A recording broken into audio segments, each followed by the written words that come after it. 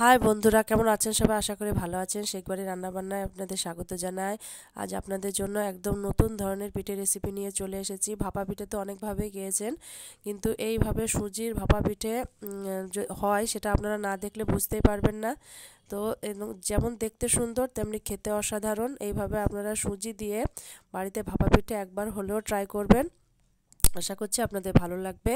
তো চলুন বেশি কথা না বাড়িয়ে রেসিপিটি শুরু করি।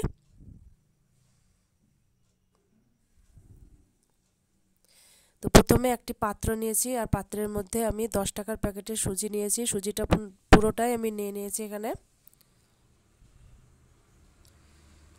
তার মধ্যে আমি 3 টেবিল চামচ চিনি দিয়ে দিলাম। আপনারা চাইলে কিন্তু চিনিটা গুঁড়ো করেও দিতে পারেন, আমি এখানে গোটা চিনি ব্যবহার করেছি। তো একটু নাড়িয়ে চাড়িয়ে নিচ্ছি সুজির সঙ্গে। তারপর সামান্য একটু লবণ দিলাম।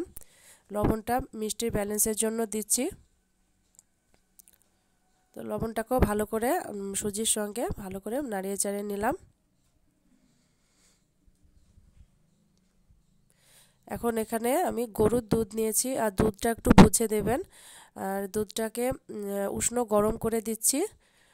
ভালো করে দুধটাকে দিয়ে একটা চামচ দিয়ে নাড়াচাড়া করে নিচ্ছি। দুধটা কিন্তু উষ্ণ গরমই নেবেন, নাহলে কিন্তু পারফেক্ট হবে না পিঠেটা।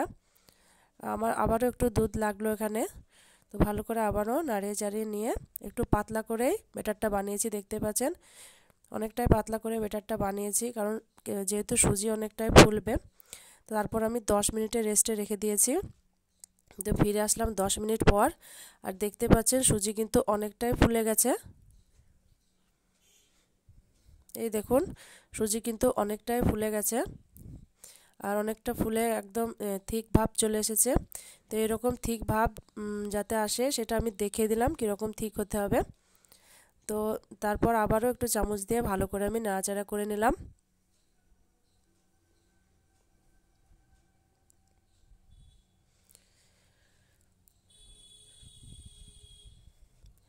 তারপর এখানে আমি হাফ টেবিল চামচ বেকিং সোডা দিচ্ছি। এটা কিন্তু বেকিং পাউডার নয়, বেকিং সোডা দিয়ে বানাবেন, তাহলে কিন্তু ভালো হবে।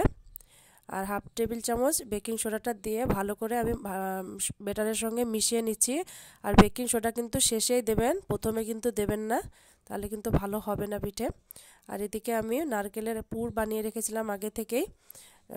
খেজুরের গুড় দিয়ে নারকেলের পুরটা বানিয়ে রেখেছিলাম। আর তারপর এখানে আমি 3টে বাটি নিয়েছি। আপনারা চাইলে অন্যরকম ডিজাইনেরও বাটি নিতে পারেন। তো 3টে এরকম আমি নিত্যদিনের ব্যবহার করা বাটি দিয়ে করছি। বাটিগুলোতে অল্প অল্প করে সাদা তেল মাখিয়ে নিলাম ভালো করে। তারপর এরকম হাফ বাটি আমি সুজির ব্যাটারটা দিয়ে দিলাম, আর তারপর নারকেলের পুরটাকে এরকম করে গোল করে মাঝখানে বসিয়ে দিলাম। তো নারকেলের পুরটা বসানোর পর উপর থেকে আবারও সুজির ব্যাটার দিয়ে দিলাম।